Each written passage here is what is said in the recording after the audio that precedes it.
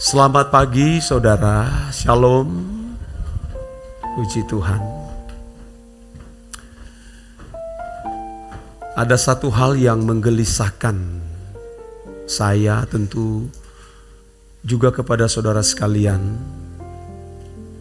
ketika seseorang atau kita tidak mengerti perasaan Bapa. Ini menggelisahkan kita. Sebab tidak semua orang yang mengaku Kristen, yang mengambil bagian di dalam pelayanan pekerjaan Tuhan, entah menjadi pendeta, menjadi ketua sinode, ketua BPD, menjadi majelis, termasuk menjadi gembala atau aktivis gereja, belum tentu bisa mengerti perasaan Bapa. Inilah yang harus kita perkarakan dari hari ke hari. Karena aktivitas atau kegiatan liturgi atau kebaktian umum yang kita selenggarakan ini bukanlah jaminan seseorang mengerti perasaan Bapa. Itu sebabnya baik lagu-lagu yang dinaikkan atau dinyanyikan itu benar-benar bernuansa hubungan pribadi dengan Allah, saudara. Dan kita bersyukur mendapatkan lagu-lagu yang diciptakan oleh Bapak Eras yang tanpa sadar itu memaksa kita atau mendesak kita untuk bisa membangun relasi dengan Allah. Melalui pujian dan penyembahan juga kita dipaksa, didesak untuk memiliki persekutuan dengan Tuhan melalui perjumpaan pribadi di ruangan doa setiap pribadi kita masing-masing. Karena tidak cukup dengan hanya membaca Alkitab, mempelajari bahasa asli. Tidak cukup demikian, saudara. Mau tidak mau, suka tidak suka, untuk bisa memiliki atau mengerti perasaan Bapa, harus mengalami perjumpaan pribadi dengan Dia. Kalau tidak, saudara, kita hanya menjadi orang yang beragama. Bisa kelihatan baik, memiliki moral yang baik, tapi sebenarnya kita tidak memiliki perasaan Bapa. Ini sebenarnya yang hilang di banyak gereja. Ya. Dan saya menemukan ini. Dan itu menjadi bahan koreksi juga kepada diri saya sendiri sebagai pendeta yang berkhotbah, yang melayani saudara. Apa sih pelayanan itu? Coba, apa sih sebenarnya pelayanan itu? Tentu saya tidak mengatakan salah kalau ada orang mengatakan melayani itu adalah memberitakan kabar baik, menginjil supaya orang mengenal siapa Tuhan yang benar, siapa juru selamat, atau melayani di gereja, entah menjadi majelis jemaat, memimpin sekolah minggu, menjadi worship leader, menjadi singer, entah pemain musik, membangun panti asuhan, menampung orang-orang yang miskin, membangun panti jompo. Tentu tidak saya katakan salah, saudara. Tapi itu belumlah melayani yang sesungguhnya. Walaupun ya dalam tanda kutip tidak semuanya. Karena ada di balik pelayanan-pelayanan tersebut juga ada memiliki motivasi. Ada banyak beragam motivasi di balik pelayanan. Tapi terbungkus dengan hal yang rohani. Nah, kita saudara harus menyadari akan hal itu. Atribut yang kita gunakan, atribut kekristenan juga bisa menipu. Pakaian, jubah, pelayanan ini juga bisa menipu saudara. Kalau seseorang tidak mengerti pelayanan yang sesungguhnya. Karena pelayanan yang sesungguhnya itu adalah bagaimana seseorang bisa melayani perasaan Bapa dan dipuaskan. Belum tentu Tuhan puas menikmati apa yang kita sajikan saat ini. Saat saya berkhotbah, saat rekan-rekan sepelayanan memimpin pujian, belum tentu saudara pelayanan itu dinikmati Allah. Makanya harus berangkat dari melayani perasaan Bapa dulu saudara. Jika tidak, itu adalah sebuah manipulasi dan berbau busuk di hadapan Bapa. Dan Allah tidak akan mungkin mencium keharuman dari pelayanan itu. Saya membaca Lukas pasal 15 ayat 11 sampai 32 dan saya berkata, Tuhan, apa maksud dari ayat ini? Karena banyak yang mengkhotbahkan saudara. Lukas pasal 15, mari kita baca saudara. Lukas pasal 15 ayat 11 sampai ayat yang ke-32.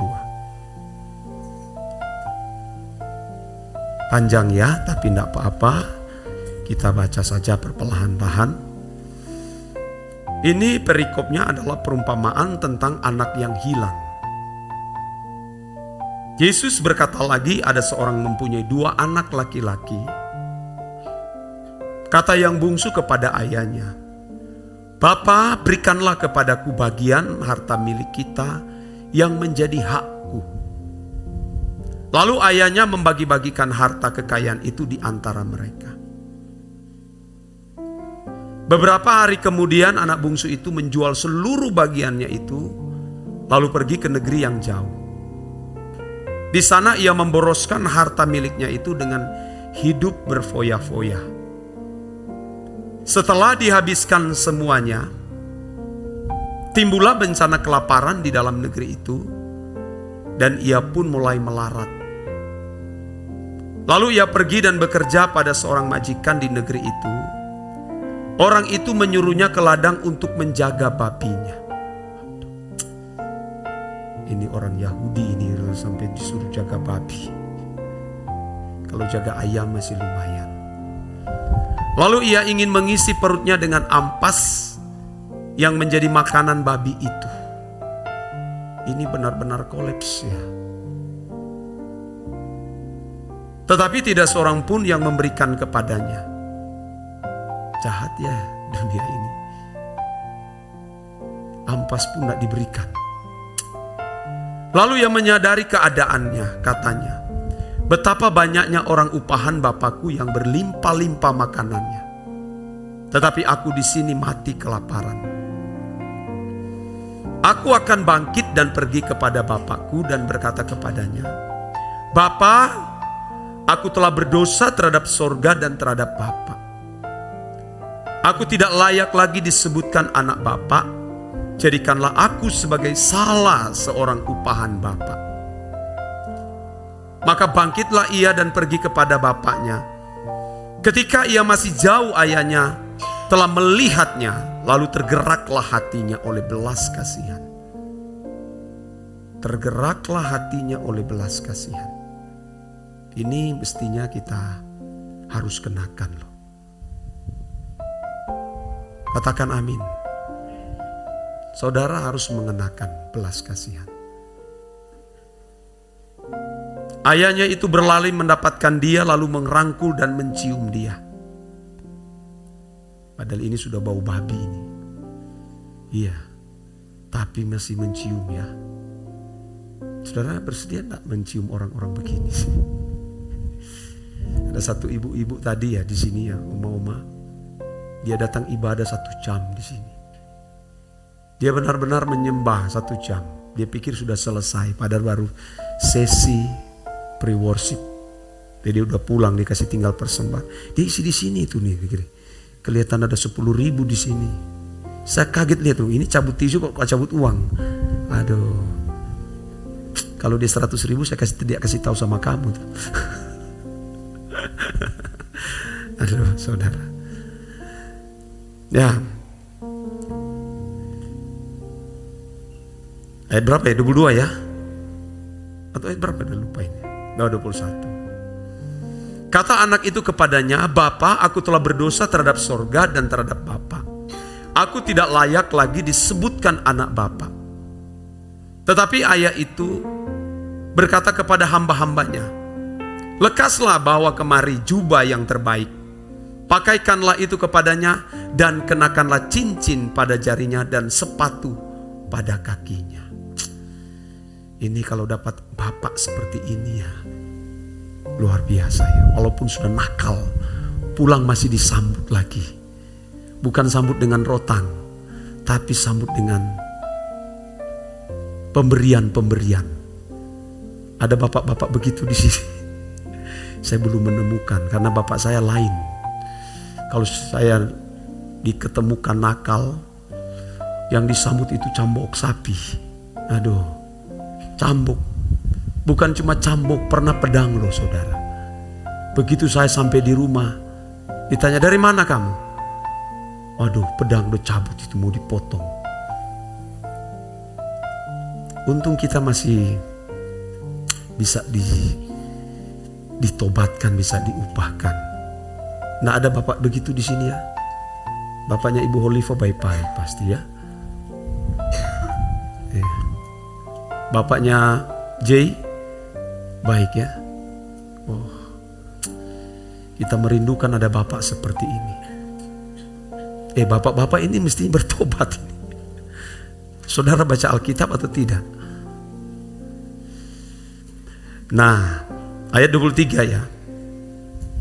"Dan ambillah anak lembu tambun itu, sembelilah dia dan marilah kita makan dan bersuka cita." Rupanya semua persoalan bisa selesai di meja makan ini. "Sebab anak itu telah mati dan menjadi hidup kembali. Ia telah hilang dan didapat kembali. Maka mulailah mereka bersukaria." Susah ya mendapatkan bapak seperti ini, kecuali bapak di surga. "Tetapi anaknya yang sulung berada di ladang, dan ketika ia pulang dan dekat rumah, ia mendengar bunyi seruling dan nyanyian tari-tarian." Mungkin ketika dia datang dari ladang, dia pelan-pelan. Ada apa ini? Rupanya tidak pernah ada perayaan-perayaan seperti itu. Baru kali itu. Sampai dia bertanya begini loh. Lalu ia memanggil salah seorang hamba dan bertanya kepadanya, "Apa artinya semua itu?" Jawab hamba itu, "Adikmu telah kembali dan ayahmu telah menyembelih anak lembu tambun karena ia mendapatnya kembali dengan sehat." Jadi kalau soal bicara kebaikan, ini bukanlah sebuah hal yang asing. Amin. Bagi orang Kristen ini bukan hal yang asing, saudara. Nah, ini yang saya mau soroti yang ayat 28 sampai ayat yang ke-32. Saya menyoroti ini. Saya tidak menyoroti si bungsu yang pulang, karena itu sudah seringkali dikotbahkan, ya. Tapi yang saya menyoroti ini di ayat 28 sampai ayat yang 32. Nah, maka marahlah anak sulung itu dan ia tidak mau masuk. Lalu ayahnya keluar dan berbicara dengan dia. Tetapi ayah menjawab ayahnya, katanya, "Telah bertahun-tahun aku melayani Bapak. Telah bertahun-tahun aku melayani Bapak dan belum pernah aku melanggar perintah Bapak. Tetapi kepadaku belum pernah Bapak memberikan seekor anak kambing untuk bersuka cita dengan sahabat-sahabatku." 30. Tetapi baru saja datang anak Bapak yang telah memboroskan harta kekayaan Bapak bersama-sama dengan pelacur-pelacur, maka Bapak menyembelih anak lembu tambun itu untuk dia. Kata ayahnya kepadanya, "Anakku, Engkau selalu bersama-sama dengan aku, dan segala kepunyaanku adalah kepunyaanmu. Kita patut bersukacita dan bergembira, karena adikmu telah mati dan menjadi hidup kembali. Ia telah hilang dan didapat kembali. Tahukah saudara bahwa banyak orang Kristen berkeadaan sama seperti si sulung ini, saudara? Banyak. Tentu saya lihat diri saya sendiri juga begitu. Tapi saya sudah mulai banyak perubahan-perubahan. Ya. Mengapa hal ini terjadi kepada si sulung? Dia ada di rumah Bapak, tapi ternyata dia tidak mengerti perasaan Bapak. Tidak otomatis orang yang ada di gereja setiap hari, setiap minggu, ada di pelayanan mengerti perasaan Bapak. Tidak otomatis, saudara. Ini berat dan tentu melalui proses perjuangan yang panjang. Makanya di awal kalimat saya tadi saya mengatakan kita harus memiliki perjumpaan dengan Allah setiap hari. Jika tidak, seseorang tidak mungkin mengerti perasaan Bapak. Apa perasaan Bapak sebenarnya? Saya kasih tahu kepada saudara. Perasaan Bapak itu cuma satu. Bagaimana jiwa diselamatkan. Tidak ada lain. Perasaan Bapak itu bukan melihat bagaimana kita menjadi orang miskin, jatuh miskin, tidak dihargai oleh orang lain, tidak punya ini, punya itu. Tuhan tidak berperasaan dengan itu. Karena perasaan Bapak cuma satu, adalah bagaimana jiwa diselamatkan. Karena itu nyata Bapak menyatakan seluruh cintanya kepada si bungsu yang pulang kembali. Dia memberikan bukan baju tapi jubah yang paling terbaik. Dia memasangkan cincin kembali. Bahkan dia berkata kepada hamba-hambanya, sembelilah ya lembu untuk diadakan pesta begitu meriah. Saudara, tapi si sulung begitu tahu peristiwa ini, dia marah. Bahkan dia berkata, telah bertahun-tahun aku melayani Bapak. Bapak tidak melakukan pesta atau acara seperti yang Bapak lakukan kepada si bungsu. Wah saudara, kalau sudah begini, gereja ambruk, pelayanan pasti ambruk, rumah tangga pasti ambruk, saudara. Karena tidak mengerti perasaan. Kadang suami tidak mengerti perasaan istri, istri tidak mengerti perasaan suami. Orang tua tidak mengerti perasaan anak, anak tidak mengerti perasaan orang tua. Sudah, saudara, semua menjadi hambar.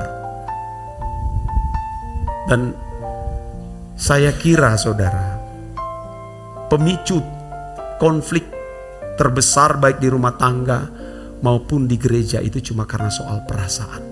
Katakan di samping kanan kirimu, perasaan. Nah, perasaan betul. Beda dengan orang yang dominan telinga. Kalau dominan telinga itu kan yang penting dia bisa melihat pembicaranya keren, pakai jas warna coklat, ada dalamannya, biasa pakai dasi. Nah, itu dominan mata, bukan dominan telinga, dominan mata. Anda lihat kalau gereja-gereja ya, saya tidak menghakimi demi Tuhan ya, tidak. Kalau gereja didesain begitu indah loh, gedungnya, kemudian penampilan di depan sini, kemudian yang melayani itu muda-muda, ya, wanita cantik, pria ganteng, aduh ramah, itu laku, pasti dibanjiri orang, betul tak? Karena mata tidak bisa menipu, betul? Itu orang dominan mata. Seperti saya itu dominan mata. Saya dari tadi lihat-lihat ini nih, ini. Tapi tidak ada orang angkat, saya angkat ini. Gelisah saya di situ. Aduh, kenapa ini ada? Ini siapa punya ini? Aduh, siapa yang makan ini ya? Gula-gula ini. Mudah-mudahan bukan ibu gembala, karena dia singer sini. Itu orang kalau dominan mata begitu. Amin. Dia tidak boleh lihat sesuatu yang berantakan. Coba ibu-ibu yang dominan mata kalau atur tempat tidur, baru saja dia atur. Seperti istri saya, dia marah sekali kalau dia sudah atur rapi-rapi lalu saya, karena dia mau yang betul-betul rapi. Salah taruh tempat sepatu, dia, hei, bukan situ tempat sepatu.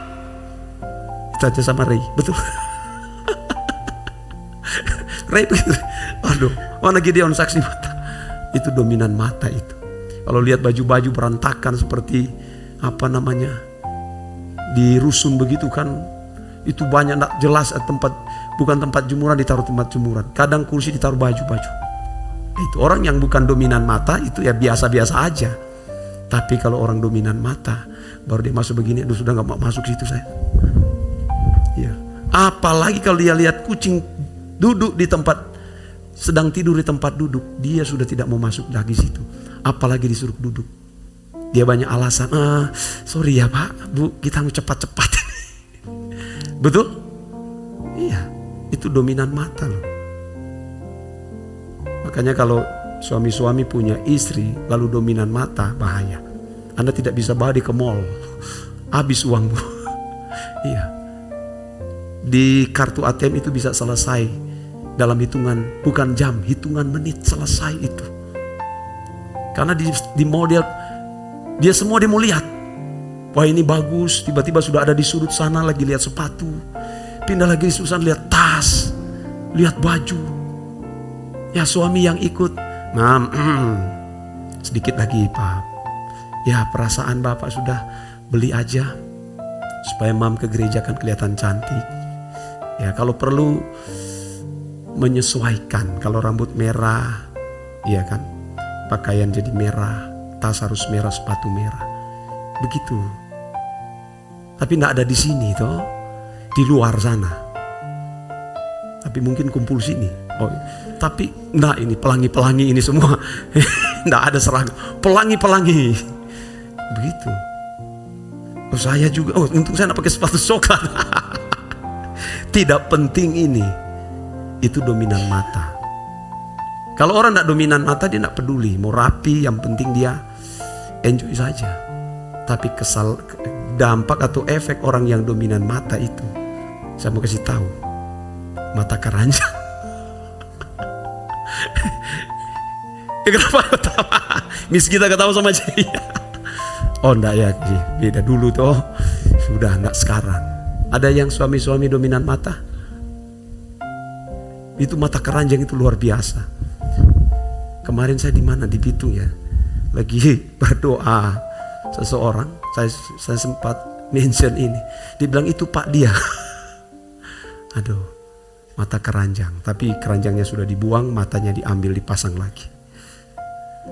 Saudara, kalau perasaan lain, perasaan itu saya tahu itu, ya, ada perasaan. Ya kalau dengar khotbah, amin. Tiba-tiba sudah meleleh air mata. Rupanya pendeta singgung. Semua meleleh air mata. Dia tidak ngomong. Tapi ada orang dominan telinga. Mudah tersinggung, saudaraku. Begitu dia dengar, dia ribut semua. Kemana-mana dia ribut, saudaraku. Itulah. Saudara yang memilih, yang tahu pribadimu, saudara dominan apa? Kalau saya dominan makan, Pak. Kalau dominan makan wujudnya di tubuh, no? Tapi kurus-kurus semua. Kenapa saya ke di situ ya? Saya sudah bingung ini Pak Ronald. Aduh, saudara. Nah, kembali saudaraku kepada apa yang saya mau sampaikan. Bahwa kita harus mengerti perasaan Bapa. Melayani itu harus mengerti perasaan Bapa. supaya setiap kegiatan pelayanan yang kita lakukan sesuai dengan pikiran perasaan Bapa. Jika tidak, saudara, itu tidak berdaya guna. Sekalipun kita melakukan hal yang terbaik, ya, kita bagi-bagi sesuatu kepada orang, kita beri uang, kita kasih makan, saudara, kalau itu tidak berdasarkan perasaan Bapa, itu tidak ada artinya. Karena di dalam firman Tuhan, saudara, di dalam 1 Korintus pasal 13 ayat 1-3 dikatakan begini. Sekalipun aku dapat berkata-kata dengan semua bahasa manusia dan bahasa malaikat, tetapi jika aku tidak mempunyai kasih di sini itu perasaan Bapa, hati Bapa. Aku sama dengan gong yang berkumandang dan canang yang gemerincing. Sekalipun aku mempunyai karunia untuk bernubuat dan aku mengetahui segala rahasia dan memiliki seluruh pengetahuan, dan sekalipun aku memiliki iman yang sempurna untuk memindahkan gunung, tetapi jika aku tidak mempunyai kasih, aku sama sekali tidak berguna. Dan sekalipun aku membagi-bagikan segala sesuatu yang ada padaku, bahkan menyerahkan tubuhku untuk dibakar, tetapi jika aku tidak mempunyai kasih, sedikit pun aku tidak ada faedahnya bagiku. Kalau kita baca ayat seterusnya itu kan, kasih itu sabar, kasih itu lemah lembut. Ada kan itu terus? Dia tidak sombong, tidak memegahkan diri. Tuh, coba baca itu lebih baik kita baca ya. Itu bagus sekali. 1 Korintus 13 ya. 13. Nah, lihat nih. Kasih itu sabar. Kasih itu murah hati, ia tidak cemburu, ia tidak memegahkan diri dan tidak sombong. Ia tidak melakukan yang tidak sopan dan tidak mencari keuntungan diri sendiri. Ia tidak pemarah dan tidak menyimpan kesalahan orang lain. Ia tidak bersuka cita karena ketidakadilan, tetapi ia bersuka cita karena kebenaran. Ia menutupi segala sesuatu, percaya segala sesuatu, mengharapkan segala sesuatu, sabar menanggung segala sesuatu. Ini semua Paulus tulis ini, saudaraku. Ini bicara tentang perasaan Bapa. Kalau melayani bukan berdasarkan perasaan Bapa, kita sudah konflik. Bisa konflik, bisa bubar, ada pertikaian, saudara, ada saling melukai, saudara, kalau tidak mengenakan perasaan Bapa. Karena ternyata semua karunia-karunia yang dimiliki seseorang, termasuk iman memindahkan gunung, tidak ada artinya. Pengetahuan apalagi. Nah, jadi segala sesuatu yang kita lakukan itu harus sesuai dengan perasaan Bapa, saudara. Karena di balik semua itu ada kepentingan menyelamatkan jiwa. Tidak ada kepentingan yang lain. Tapi spirit dari si sulung ini banyak dialami atau masih dikenakan oleh sebagian besar orang Kristen, termasuk gereja secara organisatoris. Ini masih ada si sulung seperti ini yang tidak peduli terhadap apapun. Dia tidak mau dirugikan. Anda bisa membayangkan si sulung ini sampai berkata, dia tidak mau masuk rumah Bapak lagi. Karena dia merasa Bapak tidak memperlakukan seperti si bungsu. Aku sudah bertahun-tahun, apa yang aku dapat? Aku bertahun-tahun menopang pelayanan ini, apa yang aku dapat? Ini. Aku hidup dengan engkau sudah puluhan tahun. Kau berikan apa kepadaku? Itu spirit si sulung itu. Model-model seperti ini. Dan kita mestinya harus keluar dari cara itu. Amin. Jangan ada kepada kita, saudaraku. Saya gelisah di situ.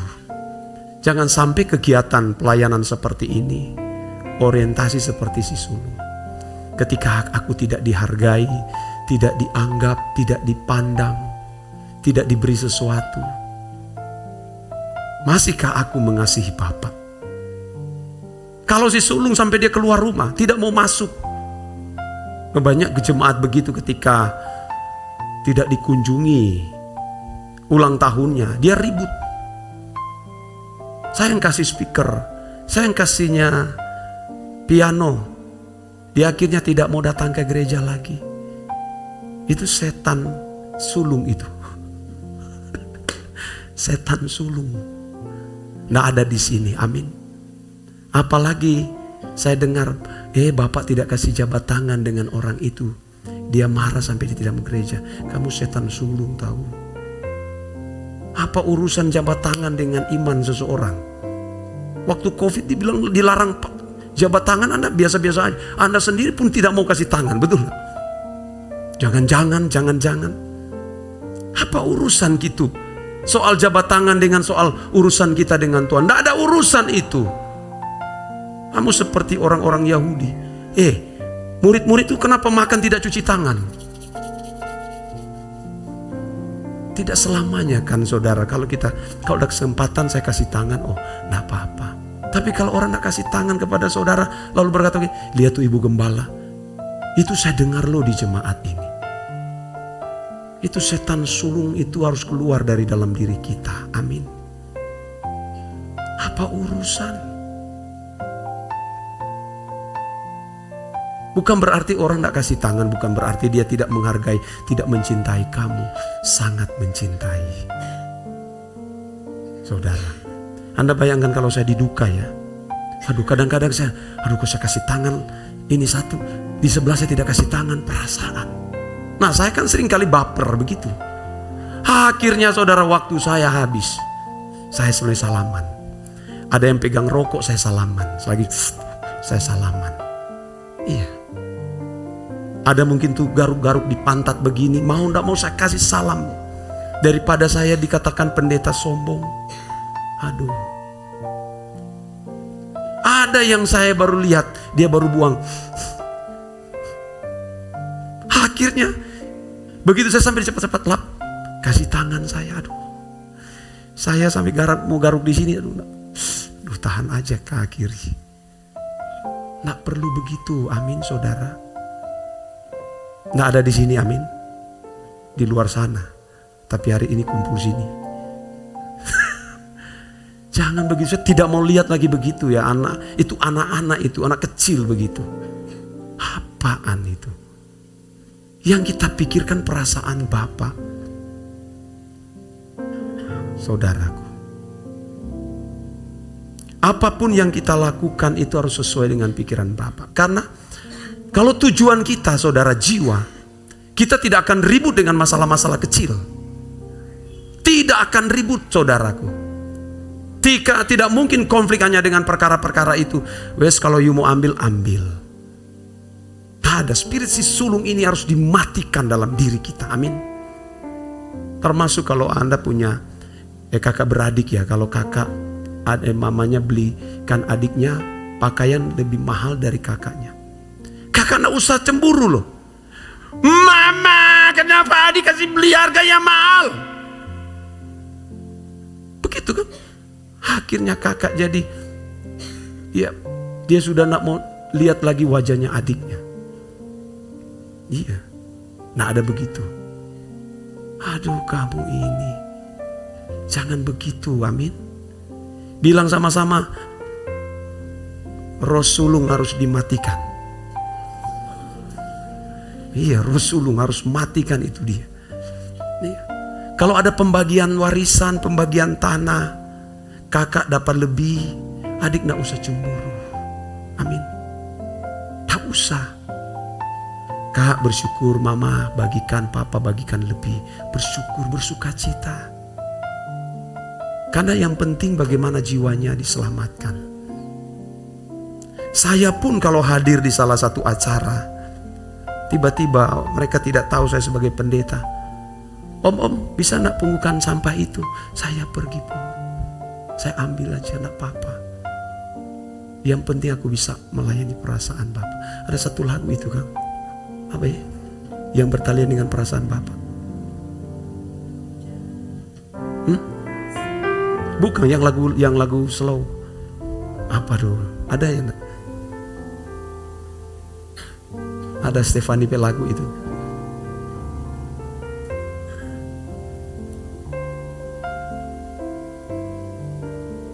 Ada yang tahu di sini?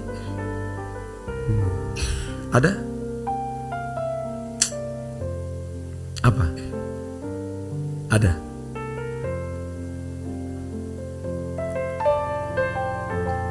Selalu. Ada perasaan Bapak?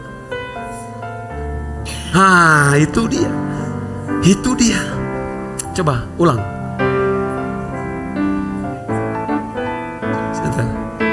Itu nyanyikan itu. Hidupku hanya tentang diri perasaan. Itu dia, betul. Tentang diriku, pribadimu ada di dalamku. Susah menjaga perasaan Bapak loh.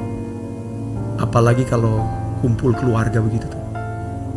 Aduh, kumpul keluarga ada bos-bos datang. Lalu tiba-tiba di sementara acara makan begitu. Ya. Kemudian mamanya bilang begini. Nak, kamu ke dapur dulu ya. Ambilkan itu ikan goreng di belakang. Ada lagi bos-bos di situ. Langsung Anda berkata, baik mam, pergi ambil. Langsung nyanyi itu lagu tadi kan. Ku hanya Tentang dirimu, perasaan ku jaga selalu. Itu pelayanan. Bagaimana kalau suami tidak menghargai kamu? Nggak kasih uang belanja? Apa kamu masih mau jaga perasaan Tuhan? Ibu Debi? Amin di sini, awas aman di luar. Perlakuan orang kepada kita itu banyak yang menyakitkan. Tapi kalau kita mau melayani perasaan Bapa, kita akan lakukan itu. Karena ada jiwa yang harus kita selamatkan. Amin. Makanya saldo kasih kita tidak boleh habis. Kita harus punya saldo kasih. Ya. Kalau ada saldo kasih banyak itu, mudah mengampuni, mudah melupakan. Kalau Anda tidak punya saldo kasih, Anda akan menyimpan semua kebencian perlakuan orang terhadap diri kita, saudaraku.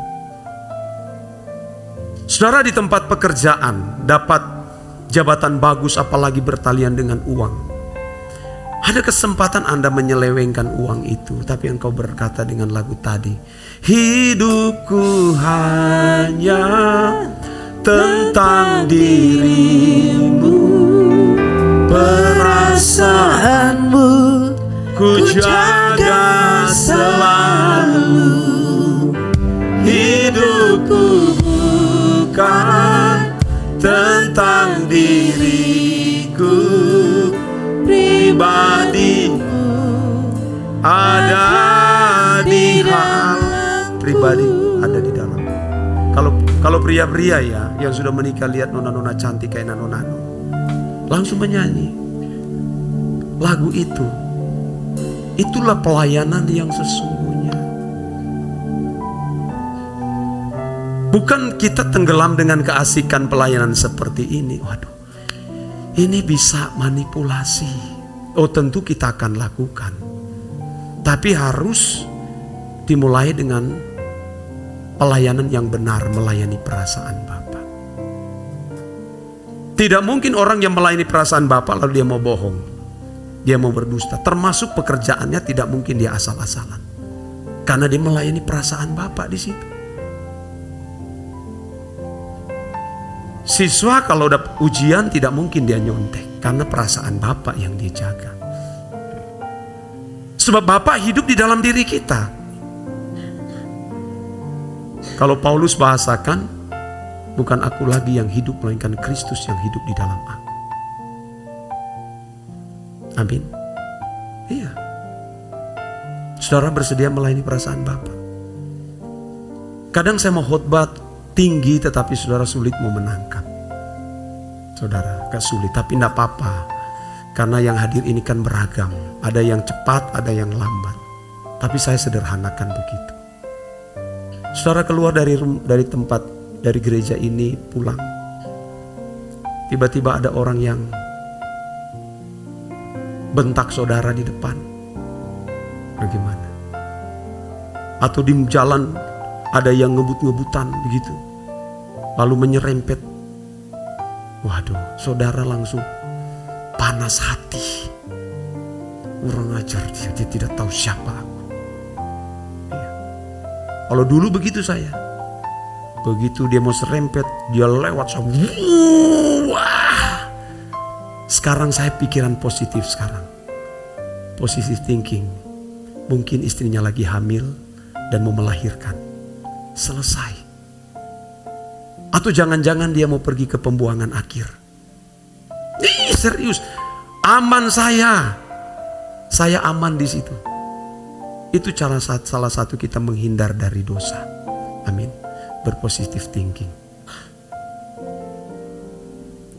Kalau kita begitu, kita belum selesai dengan diri sendiri. Iya. Dan kita nipu Tuhan. Tapi di gereja kita kelihatan melayani. Termasuk saya kalau berkhotbah berapi-api. Tapi pada prakteknya mati, saudara. Ketika orang buang muka kepada kita, aduh saudara, marah kita. Kita balik muka lagi. Tapi sekarang ku tatap dia. Amin.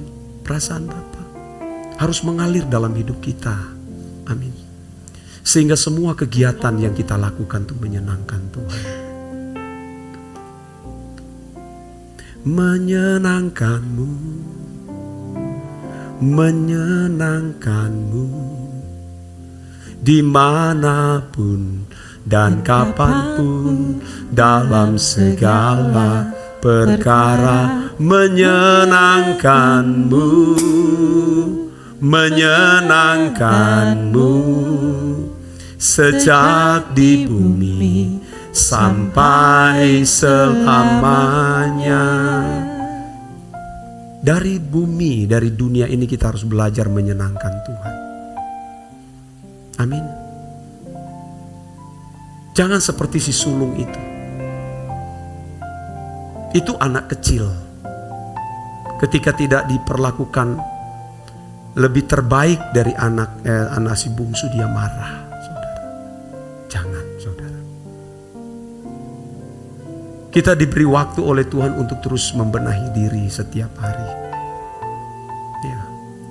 Nggak usah saudaraku memperkarakan hal-hal yang tidak mayor. Yang minor itu kita lewat semua. Yang penting bagaimana jiwa diselamatkan. Karena ini prestasi yang kekal. Prestasi kita yang kekal kan bukan berarti kita harus punya ini, punya itu. Paulus sudah katakan dalam 1 Korintus 13 tadi. Walaupun punya pengetahuan, iman bisa memindahkan gunung, tidak ada artinya itu. Jadi yang harus kita perjuangkan dari hati, dari pelayanan hidup kita adalah bagaimana aku bisa memiliki perasaan Bapa. Sehingga engkau melihat wajah orang yang menjengkelkan kamu, itu sudah beda lagi. Amin. Iya, beda. Waktu sebelumnya memandang dia dengan belas kasihan. Seperti Bapak yang punya belas kasihan. Kalau Bapak punya belas kasihan, kita juga harus punya belas kasihan yang sama. Demi orang ini aku korbankan apapun. Amin. Demi jiwa loh. Saya bisa membayangkan penderitaan seorang bapak itu yang menantikan kapan si bungsu pulang. Berhari-hari dia tunggu itu. Mungkin saudara begitu petang dia muncul di luar, lihat lagi tidak ada tanda-tanda, masuk lagi tidur. Besok lagi semoga si bungsu ada di depan rumah, tapi ternyata tidak. Tapi akhirnya satu ketika dia melihat dari jauh, waduh si bungsu pulang. Sukacitanya luar biasa. Ya. Tapi kalau kita di gereja ya, kalau perlu kita singkirkan saja dia. Aduh, tak boleh ya. Kita bertobat sama-sama, amin. Jangan memandang rupa apapun dia. Kalau Tuhan izinkan orang-orang yang menjengkelkan kita dalam hidup kita, Tuhan punya rencana dalam hidup kita. Kita harus pikul sama-sama. Iya. Sampai berdarah-darah. Kita menyelamatkan jiwa. Ya mungkin cuma satu orang itu, jangan-jangan cuma suamimu sampai engkau meninggal, tapi engkau berhasil membawa dia sampai di kekekalan. Mungkin cuma itu yang Tuhan percayakan, tidak apa-apa. Yang penting ada jiwa yang kubawa pulang. Amin. Iya saudaraku, apapun kita korbankan demi keselamatan jiwa. Milikilah perasaan Bapa. Dan kalau seseorang memiliki perasaan Bapa, dia tidak akan tanggung-tanggung mengorbankan apapun, tenaga, uang, potensi di dalam dirinya, semua untuk Tuhan. Kalaupun orang tidak menghargai, tidak menjadi masalah. Iya, saudaraku. Itu yang harus kita raih, yang harus kita miliki setiap hari. Amin. Punya perasaan itu. Hati Bapa. Ada seminar yang diadakan, seminar hati Bapa. Tapi semua cuma para soal bagaimana dipulihkan antara orang tua dan anak, bapak dan anak. Hanya berorientasi ke situ. Supaya rumah tangga bahagia. Seberapa lama sih bahagia kita? Terbatas. Kristus datang saudaraku. Bersedia mengosongkan diri. Hanya karena jiwa. Makanya kita harus punya belas kasihan itu. Prestasi kita cuma itu. Begitu berdiri di hadapan Bapa, ini kupersembahkan bagimu. Maka saya, siapapun saya, model berantakan bagaimanapun, mari kasih di tangan saya.